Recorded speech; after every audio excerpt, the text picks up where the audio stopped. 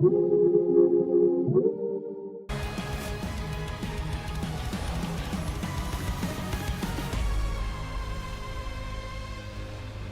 Sonic Racing Cross Worlds, not only did we want to introduce the innovative idea of racing through different worlds as you warp through the travel rings, but we also wanted anyone who had fun playing our previous Sonic racing games to really enjoy this title. So, we took a lot of elements from those past games and incorporated them. We included the Extreme Gear from the Sonic Riders series, as well as Transform feature from the All-Stars Racing series, making it a great culmination of all the Sonic Racing series games to date. Well, damn, Izuka, that's a mouthful. You really made it sound like this is going to be the Sonic racing game of all Sonic racing games, but does it actually live up to that hype? I'm Ackermaniac, and today we're diving into everything we know so far about Sonic Racing Cross Worlds. And let me tell you, Sega might actually have a contender that can go toe-to-toe with Mario Kart. But first, full transparency.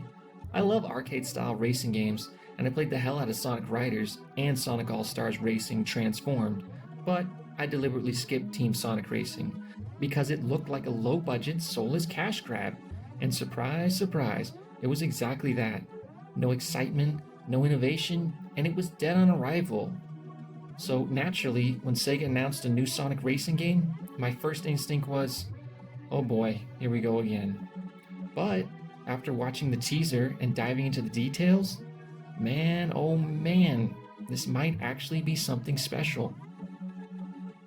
Gameplay breakdown, a return to form?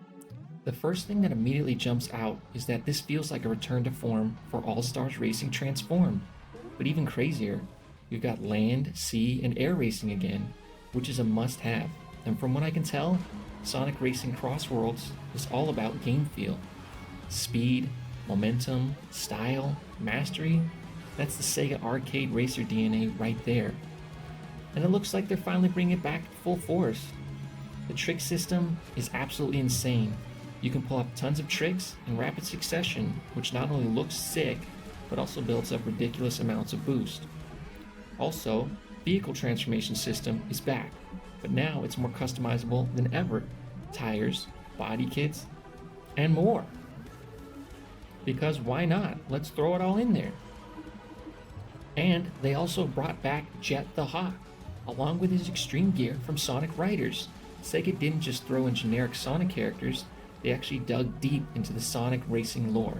That's already a W in my book. Crossworld's gimmick, genius or a mess?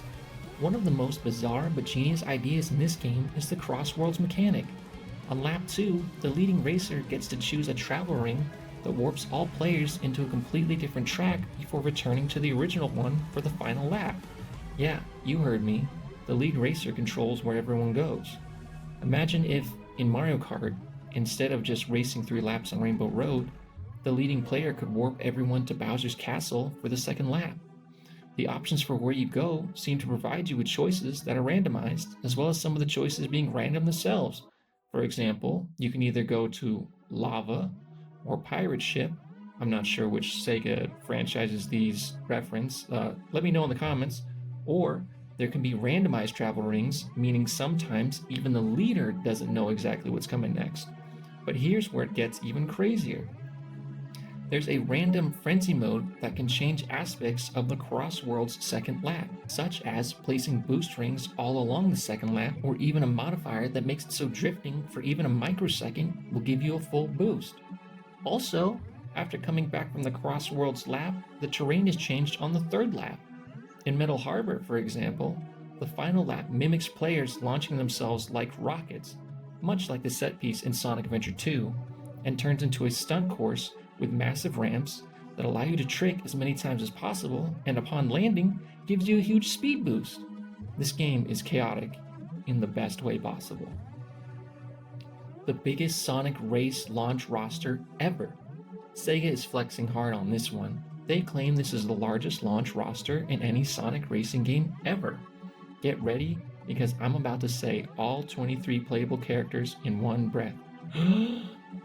Sonic, Tails, Knuckles, Amy, Shadow, Cream, Silver, Big, Omega, Eggman, Metal Sonic, Sage, Vector, Jet, Blaze, Rouge, Espio, Charmy, Wave, Storm, Zavix, Zazz, Eggpon. And this is just the launch roster. Sega is already teasing more post-launch characters. They even said that there will be characters from other Sega franchises. Are we perhaps looking at Virtua Fighter, Fantasy Star, Monkey Ball, Jet Set Radio, and more? I'm mega hyped for all the possibilities because there's so many loved characters to choose from, and no, I'm not talking about Yogcast or stupid characters from NASCAR. Anyway, let's move on. RPG style loadouts? Is this a good idea?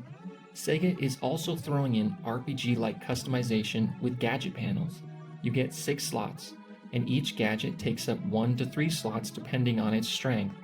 Some gadgets let you collect rings from a greater distance, others add a 4th level to your drift boost, one even lets you bounce off other cars and gain rings, which sounds broken, but also hilarious, and is probably a complete nightmare when you're online, 12 players, all going at it. The best part?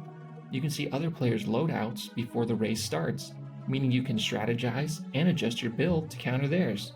This could add a whole new layer of meta gameplay that Mario Kart doesn't have. Items and vehicle classes, the meat of the game.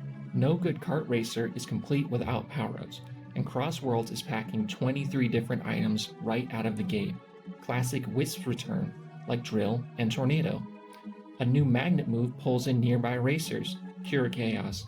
Returning power-ups like a boxing glove that lets you straight up punch people, freaking brutal. And the monster truck transformation lets you ignore terrain penalties and drive over obstacles. Don't worry though, this is a power-up that is comparable to the Chain Chomp or Bullet Bill from Mario Kart, so you should only get it when you're behind the pack.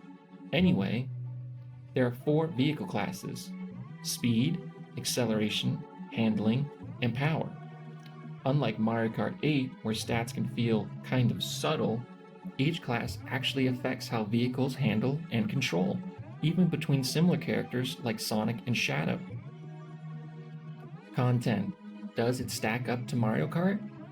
Right now, the game is launching with 24 main tracks, 15 Cross Worlds tracks, 23 power-ups, 45 vehicle types, 75 gadget types, and 23 playable characters, with more coming post-launch. There are also 3 gameplay modes such as Grand Prix, Race Park, and Time Attack. And Sega is even pulling from Sonic Frontiers. Sage is one of the playable characters, and one of the Titans have been turned into an actual car. Here's where things get tricky. A game like this needs a thriving online community, or it'll fizzle out fast. Will the online mode be stable and active? Matchmaking has to be quick and fair, or new players will get stomped by veterans, hurting the game's longevity. Will Sega support this as a live service game?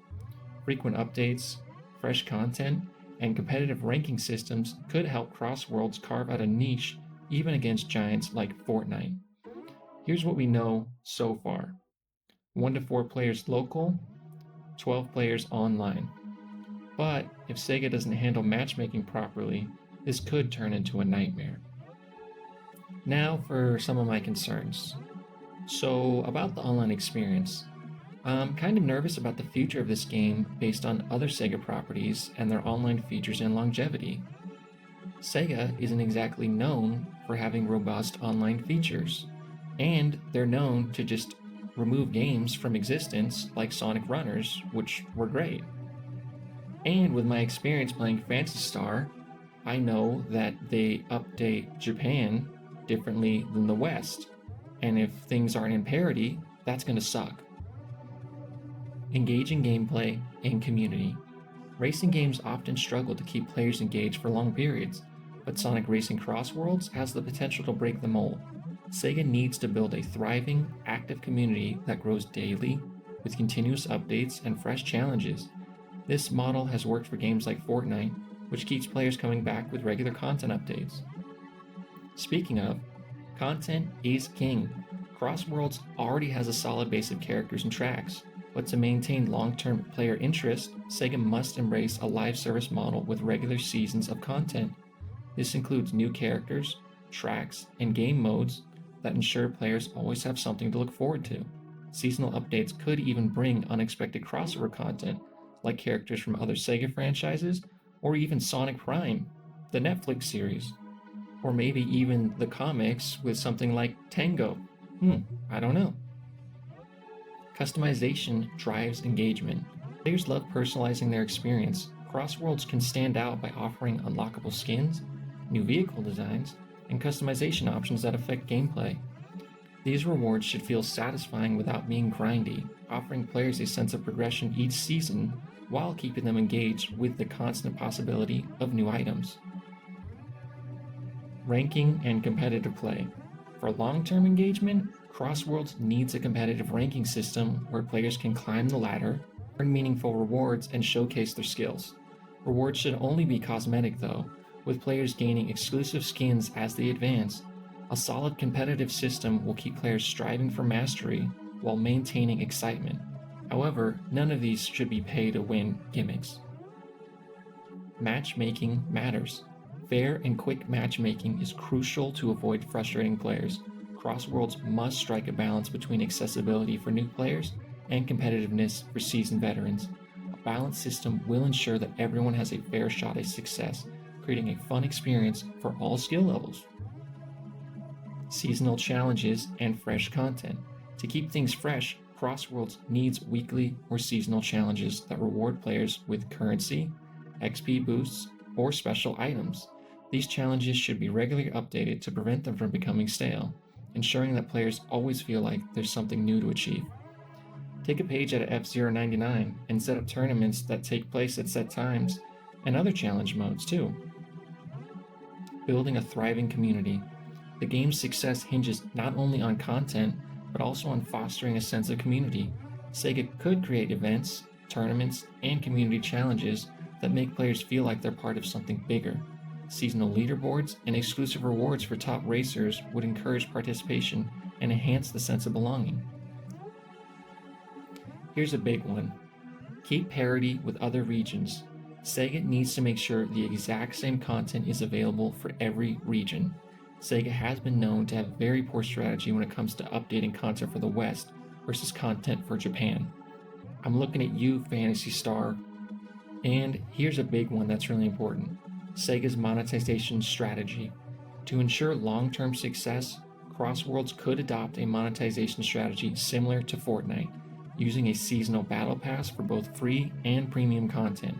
Cosmetic microtransactions for items like skins and character outfits would allow players to personalize their experience without affecting gameplay. Revenue from these systems could fund future Sonic projects, benefiting the franchise as a whole. Sega really needs an ongoing revenue stream that they can constantly rely on so that the budget for future Sonic titles will increase year over year. This can only benefit Sega as a whole. Anyway, my final thoughts. Can Sega finally win? Can they beat Mario Kart? Look, Mario Kart has been king for a long time, but there's a reason. It's a fun game, it's high quality, it has loads of content, and with Mario Kart 8, it has so many tracks that it's going to take a long time for Crossworlds to catch up, if it can ever even do so. But if there was ever a game that could actually challenge it, Crossworlds might be the one. If Sega nails the feel, content, and the online, we might finally have a true Mario Kart killer. But what do you think? Will this game actually live up to the hype? Or is it just another Team Sonic Racing flop? I really hope not, because what I'm seeing on display looks dope. Let me know in the comments, and don't forget to like and subscribe for more unfiltered, high-energy takes on gaming and media. This has been Ackermaniac. See you later.